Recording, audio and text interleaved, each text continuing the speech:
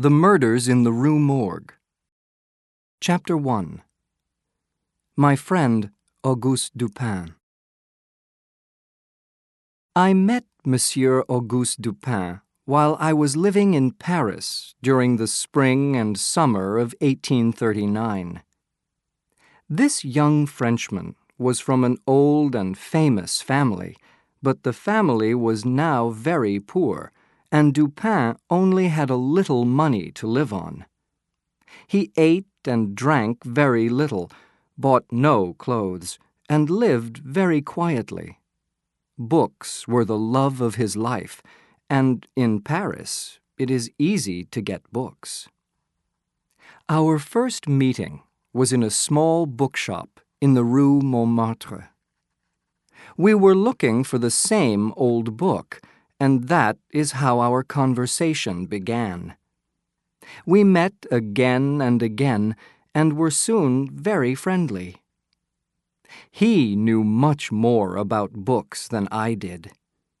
Conversation with a man like him was very helpful for my studies, and after a time we agreed to find a house and live there together for the time of my stay in Paris.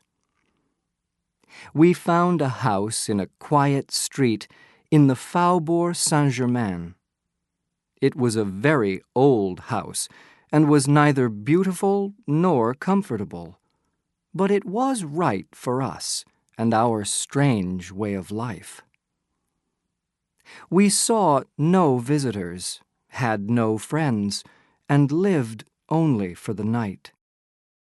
When morning came, we closed all the shutters on our windows, and in this half-light we spent the day reading, writing, or talking until the true darkness came. Then we went out into the streets and walked for hours among the wild lights and shadows of the crowded city.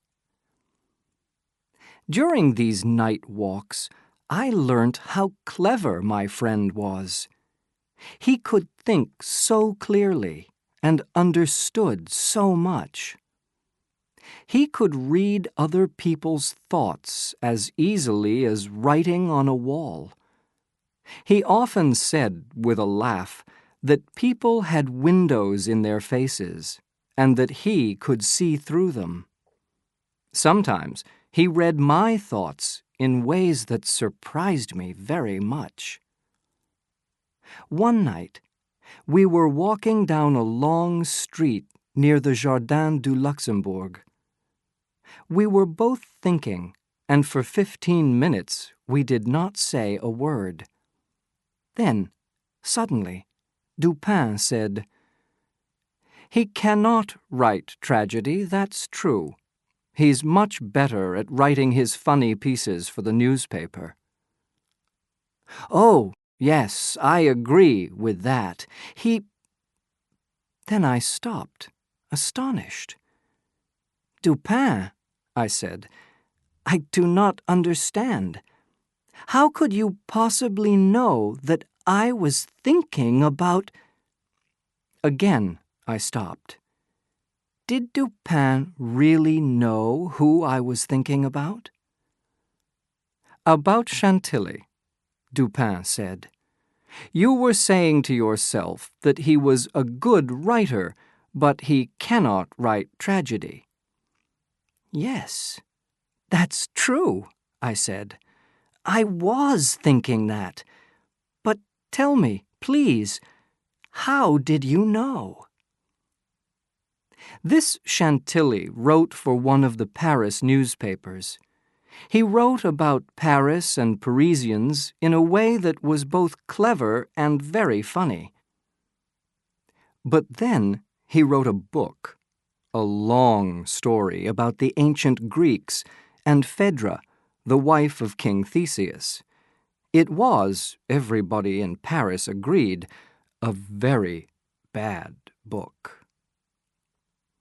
"It was the apple seller," replied my friend.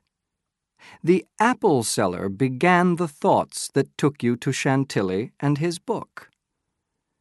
"The apple seller?" I said, astonished.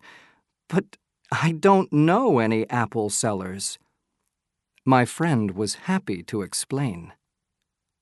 "Some minutes ago, we passed an apple seller who was carrying a big box of apples on his head, taking them to the fruit market. He didn't see you, and you had to jump out of his way. There were holes in the street, and you turned your foot in one of these holes and nearly fell." I remembered this now, but how did the apple seller take us to Chantilly? "You looked around," my friend went on, "and saw all the other holes and broken stones in the street, and then you looked up a little angrily to see the name of the street. You were thinking, I am sure, that it was a dangerous street to walk down in the dark when you could not easily see the holes.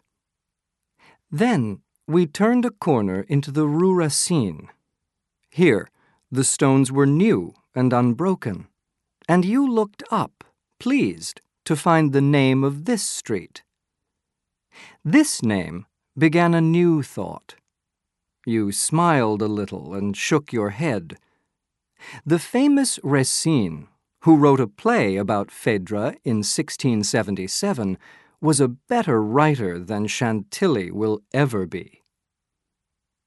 And you remembered that when Chantilly's book first came out, the bookshops called Chantilly the New Racine. Everybody in Paris laughed at poor Chantilly because of that. I was sure that you were thinking of that when you smiled. And when you shook your head, I knew you were thinking of poor Chantilly's book. Chapter 2. The Murders. Not long after that night, we were looking through the Gazette, an evening newspaper, when we saw this. Terrible murders. At about 3 o'clock this morning, people living in the Saint Roch quarter were woken from sleep by a number of terrible screams. The screams came from the 4th floor of a house in the Rue Morgue, which belongs to a Madame L'Espanaye and her daughter, Mademoiselle Camille L'Espanaye. 8 or 10 of the neighbors and 2 policemen ran to the house. There was no answer to their knocking, so they broke down the door. When they got into the house, the screams stopped, but while they were running up the stairs, they could hear 2 angry voices at the top of the house. When they arrived at the 2nd floor, the voices stopped, and everything was silent. The neighbors hurried from room to room, but found nothing until they came to a large room at the back of the house on the 4th floor. This room was locked, with the key on the inside. They broke the door open and saw in the room something which was both horrible and astonishing. Chairs and tables were broken and lay in pieces everywhere. There was one bed, and the mattress from it was now on the floor in the middle of the room. In front of the fireplace, on the floor, was a razor, with blood on it, and some long gray hair, with blood on the end. Also on the floor were 3 large silver spoons and 2 bags which contained nearly 4,000 francs in gold. A small strong box was found under the mattress. It was open, with the key in the lock, and contained only a few old letters. At first, they thought there was nobody in the room, but when they looked up the chimney, they found, horrible to describe, the dead body of the daughter, head downwards. It was difficult to pull the body out because the chimney was so narrow. The body was still warm. There were deep cuts on the face, and around the neck there were dark bruises and the marks of fingers. The neighbors looked in all the other rooms, then went down into the small yard at the back of the house. There, they found the dead body of Madame L'Espanaye. Her neck was very deeply cut, and when they tried to lift her, the head fell off. There were terrible bruises all over the body. At the moment, the police say, there are no answers to this horrible mystery. Chapter 3. What the Witnesses Said. Dupin said nothing about these horrible murders that evening, but I knew he was interested, because the next day he opened the morning newspaper at once. There was a lot more about the mystery. The Tragedy in the Rue Morgue. The police have talked to many people about this terrible tragedy. This is what witnesses have said, but nothing so far can explain the mystery in any way. Pauline Dubourg, washerwoman. I've known Madame and her daughter for 3 years. I do their washing for them, and they pay very well. People say that the old lady was rich, but I don't know about that. I never saw anybody in the house when I went to get the washing or to take it back. I think they lived only on the 4th floor of the house. Pierre Moreau, shopkeeper. I have lived all my life in this quarter. The house in the Rue Morgue belongs to Madame L'Espanaye, and she and her daughter have lived there for 6 years. Madame sometimes came into my shop, but I didn't see the daughter very often. The two of them lived very quietly. In 6 years, I never saw anybody go into their house except the postman and the doctor. Many other neighbors said the same thing. There were no visitors to the house, either friends or family. The shutters of the windows, front and back, were nearly always closed, except for the large back room on the 4th floor. Isidore Mousset, policeman. I was called to the house in the Rue Morgue at about 3 o'clock in the morning and found 20 or 30 people at the front door. The screams from a person or people inside the house were very loud, but they stopped suddenly when we broke the front door down. I was the first up the stairs, and when I reached the 1st floor, I could hear 2 angry voices arguing loudly. One was a deep voice, the other high and shrill, a very strange voice. The deep voice was that of a Frenchman. I'm sure it wasn't a woman's voice. I could hear the words diable and mon Dieu.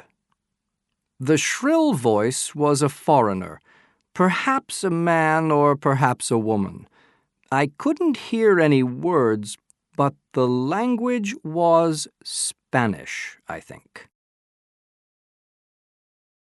Henri Duval, a neighbor. I agree with what Isidore Mousset has said. Except about the voices. The shrill voice was speaking in Italian. I'm sure it wasn't French. No, I don't know Italian myself, but I'm sure it sounded like Italian words. I knew Madame L. and her daughter, and it certainly wasn't either of their voices. Jan Odenheimer, kitchen worker. I was walking past the house when I heard those long, terrible screams, and I was one of the people who went into the building and heard the voices on the stairs. I am from Holland and don't speak French, but I'm sure the shrill voice was a man's voice, a Frenchman. I couldn't hear the words, but the voice sounded angry and afraid. The deep voice said the word diable many times. Jules Minot, banker, Minot and Son. Madame L'Espanaye opened an account at my bank 8 years ago. She did not often take money out of her account, but 3 days before her death, she took out 4,000 francs. This money was paid in gold, and a clerk took it to her house in the Rue Morgue. Adolphe Lebon, bank clerk at Minot and Son. On Monday, at about 12 o'clock, I went with Madame L'Espanaye to her home, carrying the 4,000 francs in 2 bags. When Mademoiselle L'Espanaye opened the front door, she took one of the bags, and then Madame took the other bag. I said goodbye and left.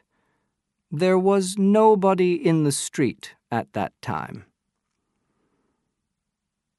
William Byrd, musician. I'm an Englishman, and I've lived in Paris for 2 years. I went into the house with the others and heard the voices on the stairs. The deep voice was that of a Frenchman. I remember hearing the words Mon Dieu. I also heard a sound like people fighting. The shrill voice was very loud, louder than the deep one. It wasn't an Englishman's voice. I think it was a German, possibly a woman. No, I don't understand German.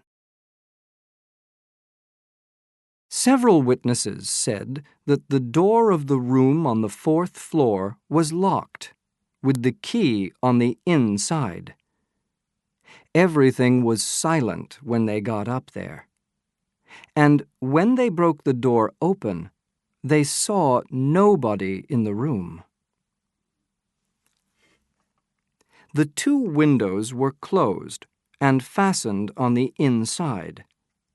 The police have looked through the house very carefully. Every room, every chimney, every corner. But they have found nothing. The witnesses do not agree about the time between hearing the voices and breaking open the door. Some say it was 3 minutes. Others say 5 minutes. Alfonso Garcia, cook. I live in the Rue Morgue, but I come from Spain. I was too afraid to go upstairs, but I heard the voices arguing. The deep voice spoke in French, and the shrill voice was that of an Englishman. Yes, I'm sure. No, I can't speak English, but I know what it sounds like. Alberto Montani, fruit seller. I was one of the first up the stairs and heard the voices. A Frenchman with a deep voice saying something angry, and a shrill voice which spoke quickly and unclearly. I think it was the voice of a Russian. Yes, I'm Italian. I've never spoken to a Russian person. Paul Dumas, Doctor. I was called to see the bodies at daybreak. Both of them were then lying in the room on the 4th floor. The young lady's body was bruised and cut all over when it was pushed up the chimney. The face was blue-black, the eyes were half out, and the neck was badly bruised, with deep red marks made by very strong fingers. These marks show how she died. The mother's body was also horribly bruised, and all the bones of the right leg and arm were broken. How was this done? I don't know. Perhaps by a heavy piece of wood, like a table leg. A razor was used to cut the neck, and the head was no longer joined to the body. All this was done by a very strong person, a man, and a very strong one. There has never been a crime in Paris as mysterious as this one. How did the murderer or murderers escape from the house? The door to the room was locked. The windows were fastened. All the chimneys in the house are too narrow for a person to get through. There are no back stairs, and the door to the roof is very old and impossible to open. Whose voices did the witnesses hear? Why was the money left in the room?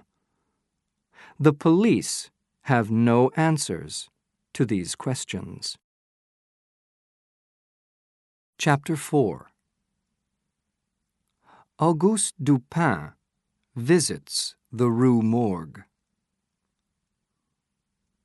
Dupin read all this with great interest, and was the first to open the evening newspaper when it arrived. He read silently, and then said, "There is nothing new about the murders, but the police have arrested Adolphe Le Bon. Why, I don't know." He looked at me. "Well, my friend, what do you think about these murders?" "It's a great mystery," I said. "It will be impossible, surely, ever to find this murderer." "We must not say impossible just because the police have done nothing," said Dupin. "The Parisian police do find the answers sometimes, but that is usually because of hard work, not because they are clever. Very often, you see, they don't think clearly. They look very hard at one or two things, but they don't see everything. You remember the saying, 'They can't see the wood for the trees'? Well, sometimes it's important to stand back and look at the whole wood and forget about the trees. Now, why don't we do a little detective work ourselves and go round to the Rue Morgue? Adolphe Le Bon was once very helpful to me, and I would like to help him if I can." I know the police inspector, and I'm sure he will say that we can look round the house. So, shall we go?" We went that same afternoon. We found the house easily because there were still people in the street looking up at the closed shutters. It was the usual kind of Parisian house, with nothing surprising about it. Before we went in, we walked up the street, turned down a narrow side street, and turned again to walk past the back of the building. Dupin looked at everything: the ground, the walls, the windows, the shutters, but I did not know what he was looking for. Then we went inside, and a policeman took us up to the 4th floor. The 2 dead bodies still lay there, with the broken chairs and tables all around them. Again, Dupin looked at everything, the room and the bodies, very carefully. Then we went down into the yard at the back. It was dark when we left the Rue Morgue, and on our way home, Dupin went in for a moment to the office of one of the daily newspapers. That evening, my friend would not answer any of my questions. But the next day, he suddenly asked me, "Did you see anything peculiar in that house in the Rue Morgue?" I don't know why, but his question made me afraid. "No, nothing peculiar," I said. "Well, nothing more peculiar than what we both knew from the Gazette." "Neither the Gazette nor the police," said Dupin, "understand much about these murders. The police are puzzled by all the questions which they cannot answer. What was the motive for the murders? Why were the murders so brutal? Whose were the voices? How could these people get out of the house when the neighbors were running up the stairs? Why was everything broken in the room? Why was the girl's body up the chimney? Why did the old lady have so many broken bones? I'm afraid the police are making the mistake that many people make. They think that because the crime is so unusual, they can never explain it. But they are wrong. It is more helpful to have an unusual crime, because that will make us think harder and ask the right questions, and, in the end, find the answer. We must not ask the question, "What has happened?" We must ask, "What has happened that has never happened before?" The answer to this mystery is not really difficult at all. I think I know it already. I looked at him, astonished, and could not say a word. "I am now waiting," he went on, "for a person who is probably not the murderer himself, but who certainly knows something about the murders. He will arrive here, in this room, at any moment. I hope and think he will. And if he does come, it will be necessary to stop him leaving. Here are 4 guns, 2 for you and 2 for me. We both know how to use them, if we have to." Chapter 5. The mysteries of the voice and the window. I took the guns, but I didn't really understand why, or who we were waiting for. So I was pleased when Dupin began to explain his thoughts to me. "Now, let's think," he said, "about those angry voices heard by the neighbors running up the stairs.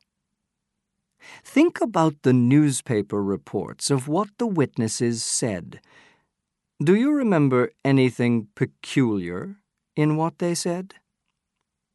"Well," I replied, "all the witnesses agreed that the deep voice was that of a Frenchman, but none of them agreed about the other voice, the shrill one. They all thought something different." "Yes, that was what they said, but you haven't understood what's peculiar about it," said Dupin. "The peculiar thing is not that they disagreed, but that they all thought it was the voice of a foreigner. Each witness thought the voice spoke a language that they didn't know. Look at this list." He showed me a piece of paper. One Frenchman thought the voice spoke in Spanish, but he didn't hear any words. A second Frenchman thought the voice spoke in Italian because of the sound of the words, but he didn't know Italian himself. A Dutchman thought the voice spoke in French, but he himself didn't speak French. An Englishman thought the voice spoke in German, but he didn't understand German. A Spaniard thought the voice spoke in English. He couldn't speak English, but he knew what it sounded like. And last, an Italian thought the voice spoke in Russian, but this man has never spoken to a Russian person. So, what a strangely unusual voice this was, said Dupin. Speakers of 5 European languages did not hear one word, not one word, that they knew. It was also a strangely shrill voice. And was it a man's voice or a woman's? No one could tell. "But perhaps the voice was speaking an African language," I said, "or an Asian one." "That is always possible," Dupin agreed. "But do you begin to see what question we must ask next?" Puzzled, I shook my head. "Well, we will come back to the voice later," said Dupin. But for me, my thoughts about the voice already told me what to ask next.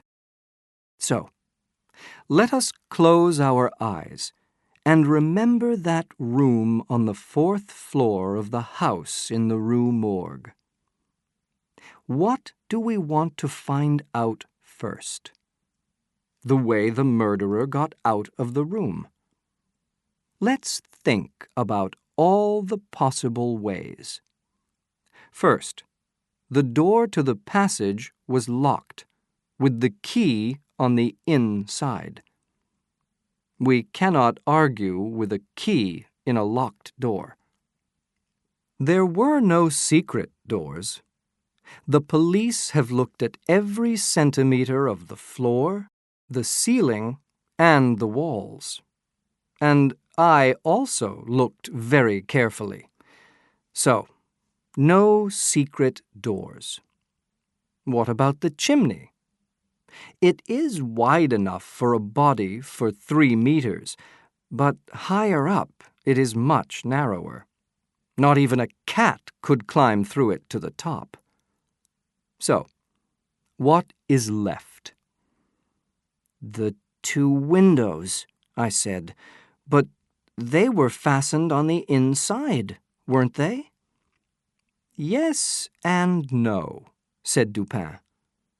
Let me explain. We can see all of the window on the left, you remember, but only the top half of the window on the right, because the head of the bed is pushed up next to the window. The police tried to open the window on the left, but found a very strong nail in the wood, which stopped the window opening. Another big nail was found in the other window, and the police stopped there. No one could get out of these windows, they thought, because of the nails and because both windows were fastened on the inside. So they did not try to take out the nails and open the windows. But I went on thinking. The windows were the only possible way. So the murderer did escape from one of these windows. But they were fastened on the inside. And how did the murderer fasten the window again from the outside? There was only one answer. The window could fasten itself. I took out the nail from the window on the left, but the window still would not open.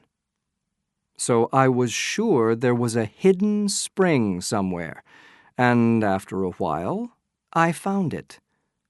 I pressed it, and then I could open the window. I put the nail back into its hole and thought some more. The murderer gets out through the window. Then the window drops down again behind him and fastens itself by its hidden spring. But the nail, how could anybody put back the nail from the outside? I went to the other window and stood on the bed, looking down behind the bedhead at the bottom half of the window. The nail in this window looked the same, but there must be something wrong with this nail, I said to myself. I touched it, and the head of the nail came off in my fingers.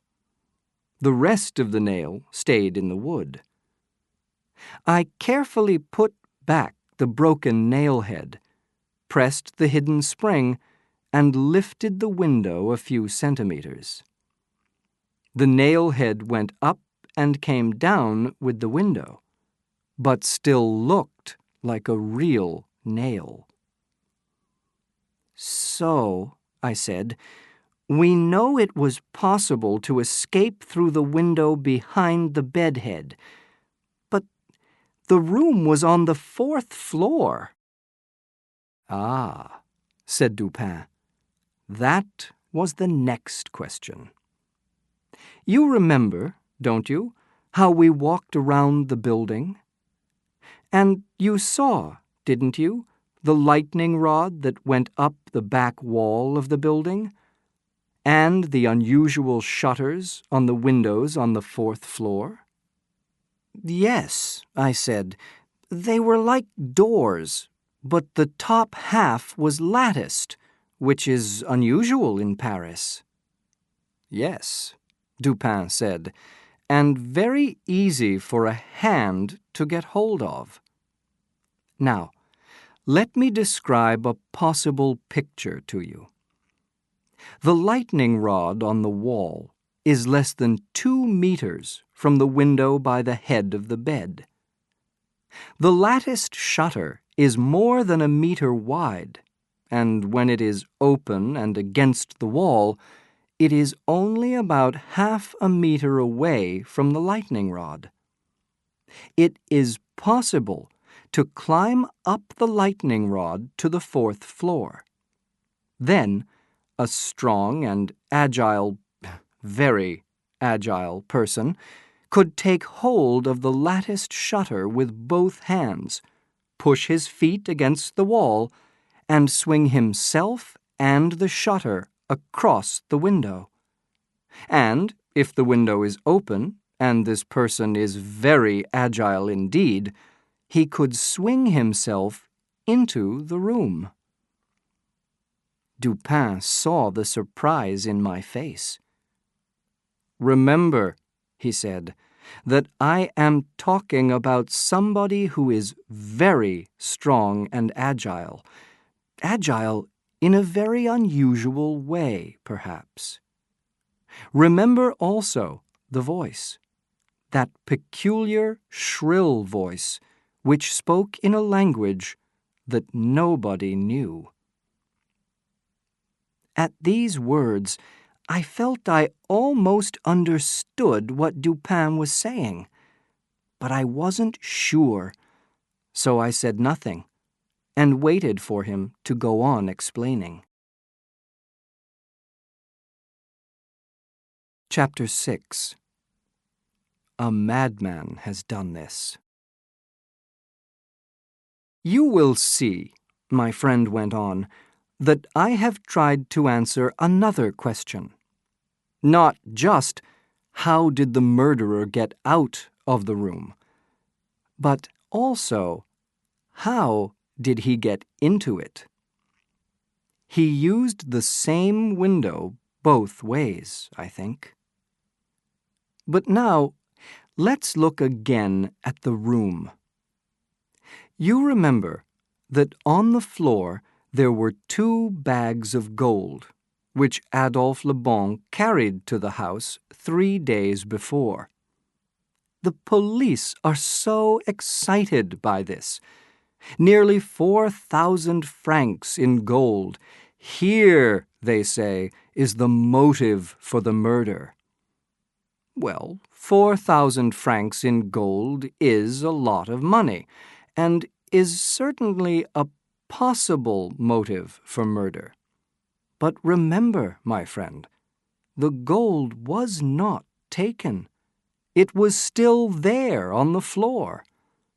So, what kind of thief is that? A very, very stupid one. A thief who murders 2 women, and then, when he leaves, forgets to take the gold with him. No, we must forget the gold. It was not the motive for these murders. So far, then, the picture is like this. We have a murderer with a peculiar voice and who is unusually agile. We have a murder without motive, a murder that is brutal and horrible even for the worst kind of criminal. How many murderers kill with their own hands and then push the body head downwards up a chimney? And how strong our murderer is. He pushed the body up alone, but it took 3 or 4 people to pull it down. And think of those handfuls of long gray hair on the floor. Have you ever tried to pull hair out of someone's head? You need to be very strong to do that. You also need to be strong to cut right through someone's neck with just a razor. And why did the old lady have so many broken bones? Because the murderer pushed her body through the open window, and it fell down onto the stones of the yard below. One more thing to finish the picture. Remember what the room looked like. Broken chairs and tables everywhere, the mattress on the floor, nothing in its place. Now, surely, our picture is finished. What kind of murderer is so unusually strong, so unusually agile, has so peculiar a voice, kills in so brutal and horrible a way without motive? Tell me, what is the answer? I felt a little ill when Dupin asked me this question. I shook my head. A madman, I said, has done this.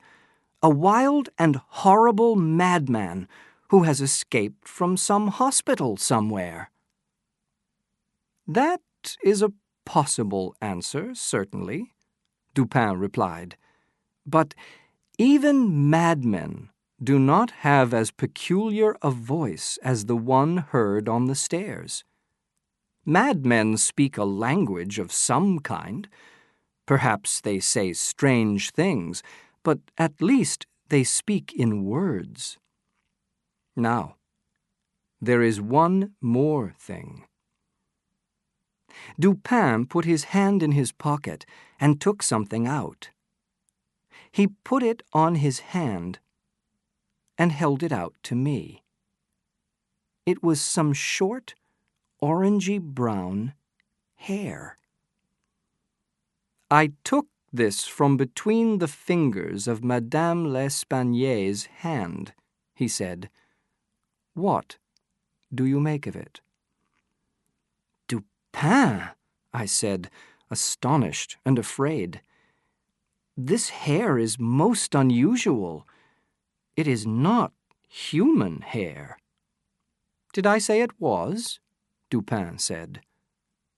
He put the hair back into his pocket and then showed me a piece of paper. You remember the marks on the neck of Mademoiselle L'Espagnier? Marks made by the fingers that killed her? Here is a drawing of those marks, just as they were on the neck. Now, please put your hand on the paper, with all your fingers in the same places as the marks. I tried to do this, but could not. I don't have small hands, but my fingers were much shorter, and my hand much narrower than the marks on the drawing. These marks, I said, were not made by a human hand. Dupin stood up and went to get a book from the table behind him. He brought the book to me. I want you to read this page, he said. The page described an animal that is found in the East Indian Islands, the orangutan. It is a very large animal, bigger than a man, and is strong, agile, clever, and very, very dangerous. At once, I understood just how horrible these murders were. Your drawing of the marks made by the fingers, I said, is just as the book describes the orangutan's hand.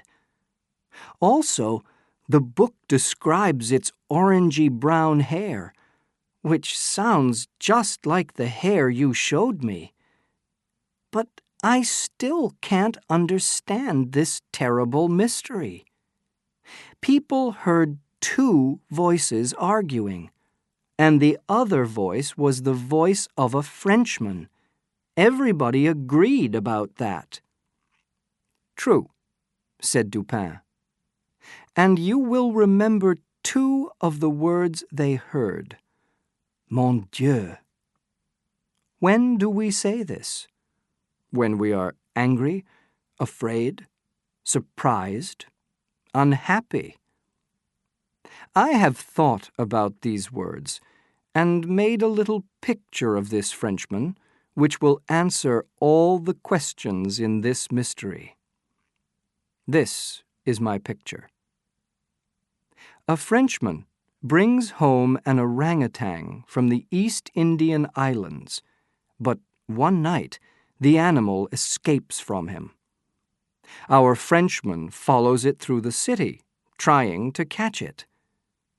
When the orangutan gets into the house in the Rue Morgue, the Frenchman sees what happens, but cannot catch the animal or stop it killing the two women. Is this picture a true one? Of course, I don't know. But if I am right, the Frenchman himself is innocent of these murders. And if he is innocent, perhaps he will answer my advertisement. I left it at the office of Le Monde newspaper on our way home last night. Dupin gave me a piece of paper, and I read this. Caught in the Bois de Boulogne, early in the morning of the 4th of June, a large orangutan, probably from the East Indian Islands. The owner, who is a sailor on a Maltese ship, can have the animal back if he comes to the following address in the Faubourg Saint-Germain. Once again, I was astonished by what Dupin knew. How could you possibly know, I asked, that the man was a sailor and that he belonged to a Maltese ship? I do not know it, said Dupin. I am not sure of it. But I found this small piece of ribbon on the ground at the bottom of the lightning rod. Look. He gave me the ribbon to look at. It was a dark red color, and old, and dirty. Sailors always use ribbons like these, Dupin said, to tie back their long hair. And this color is a favorite of Maltese sailors. You see, if I am right about this, it will make the man think carefully. But will he answer the advertisement? I said. He saw the terrible things that his orangutan did. Won't he be afraid to say he is its owner?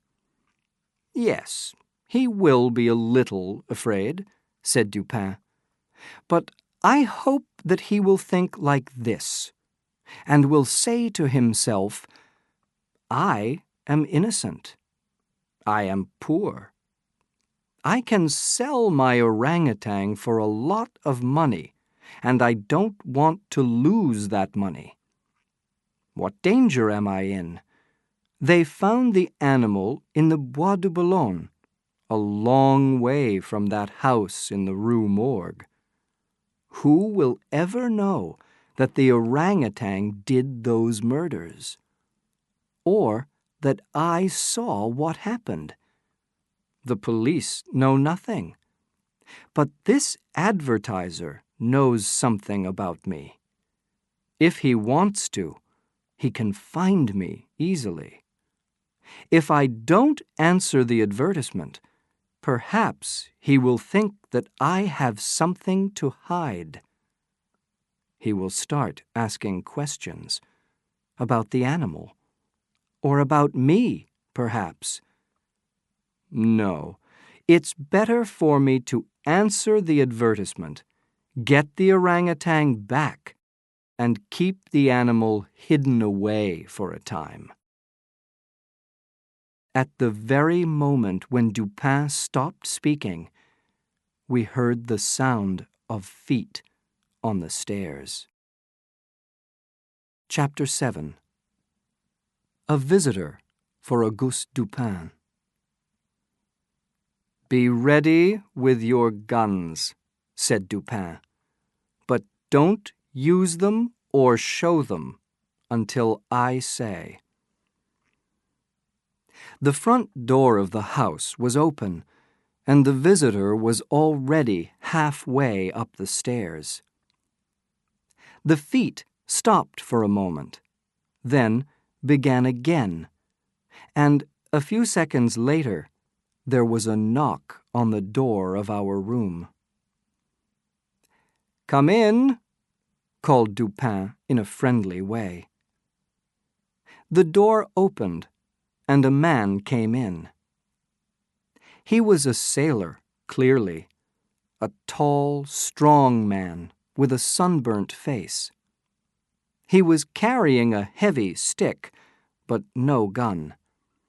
He looked first at me, then at Dupin, and did not smile. "Good evening," he said. "Sit down, my friend," said Dupin. "You've come about the orangutan, yes? My word, what a fine animal that is! You're lucky to own him. Do you know how old he is?" The sailor sat down, and the worried look left his face. "No, I don't know," he said, "but he's probably not more than 4 or 5 years old. Have you got him here?"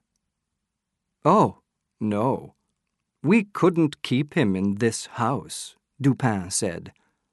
"He's at a place in the Rue du Bourg, just round the corner. You can get him in the morning.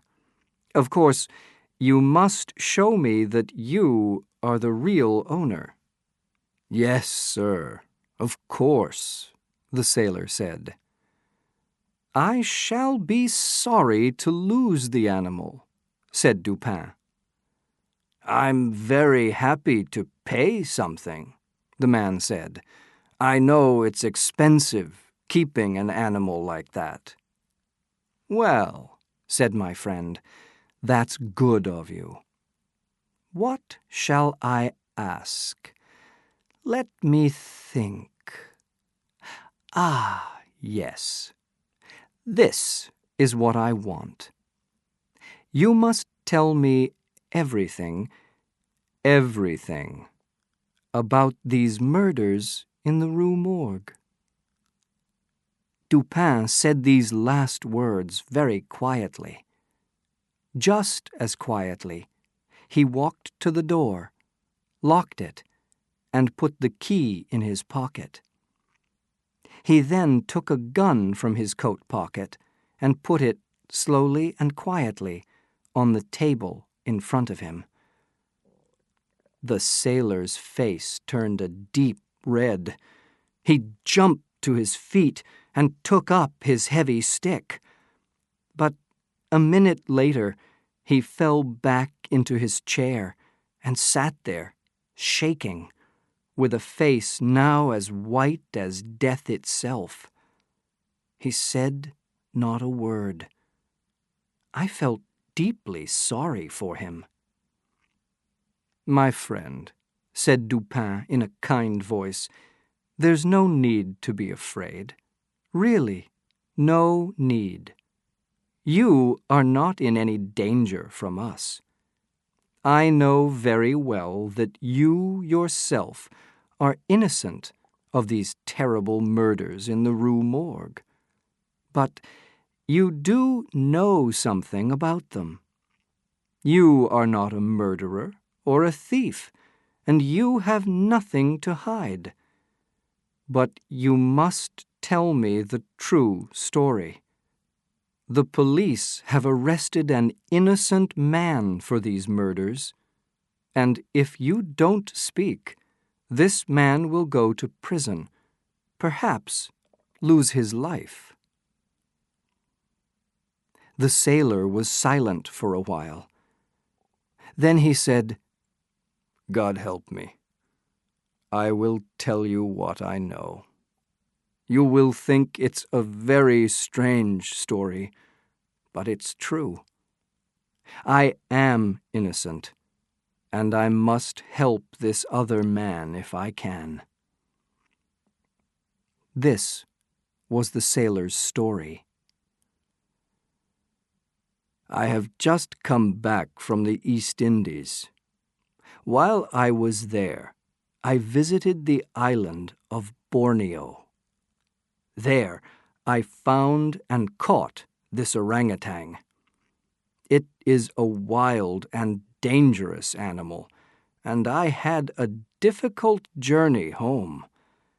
But at last we arrived back in France, and I took the animal to my house in Paris. I kept it hidden because of the neighbors, and I was planning to sell it as soon as possible for a lot of money. On the night of the 3rd of June, I was out late with some friends. When I got back home, I found the orangutan in my bedroom with my razor in its hand. The door to its own room was broken to pieces. I just didn't know what to do. The animal is dangerous at the best of times, but with a razor in its hands. On the ship home, I always used a whip to keep the animal quiet, so I went to find my whip now.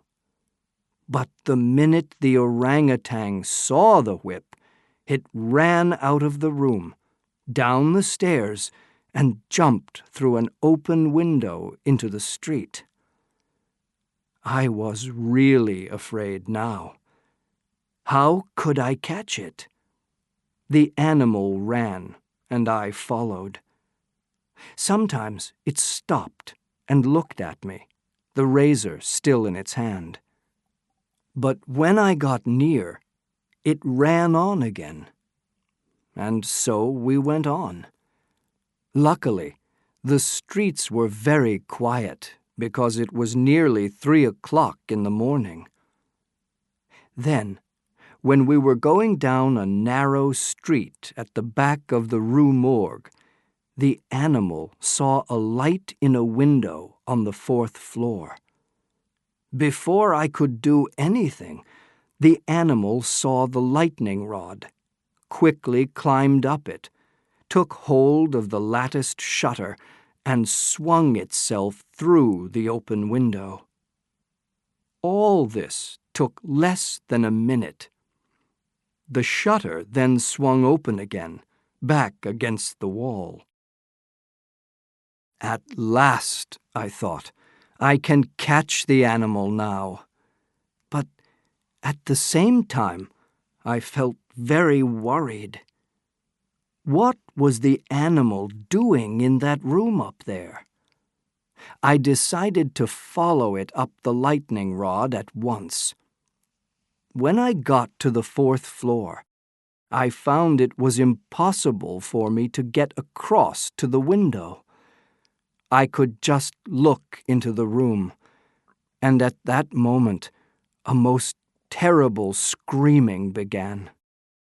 God help me, I will never, ever forget the horrible things that I saw that night. The orangutan took hold of Madame L'Espanaye by the hair, with the razor still in its other hand. The daughter fainted at once and lay still and white on the floor. The old lady tried to get away, but the animal pulled out handfuls of her hair. She fought and screamed, and this probably made it very angry. Then, with the razor, it nearly cut her head off her body. So much blood, and the blood made the animal even angrier. It ran to the girl's body and fastened its horrible hands around her neck. When she was dead, it looked up and saw my face through the window. I was shouting at it, and it made noises back at me. Perhaps then it remembered my whip, and perhaps that's why it tried to hide the dead bodies. If you can't see anything, then nothing has happened. I don't know. First, it ran around the room, breaking all the chairs and tables, pulling the mattress off the bed. Then it took the girl's body and pushed it up the chimney. And last, it took the old lady's body, carried it to the window, and pushed it through. I could not watch any more. I almost fell down the lightning rod and ran home. I just wanted to get away from the horror of it. So that was the story behind the murders in the Rue Morgue. Just before the neighbors broke down the door of the room, the orangutan went out through the window, which dropped down behind it. In the end, the sailor caught the orangutan and sold it for a lot of money. We went to talk to the police inspector, and the same afternoon, Adolphe Le Bon walked out of prison a free man. The inspector was not too happy about it all. He talked a lot about people who tried to do the job of the police, but who didn't understand police work. "We won't argue with him," Dupin said to me when we walked home together. "Let him talk. He's a good man in his way. I found the answer to this mystery, and he didn't." That's all there is to say, really.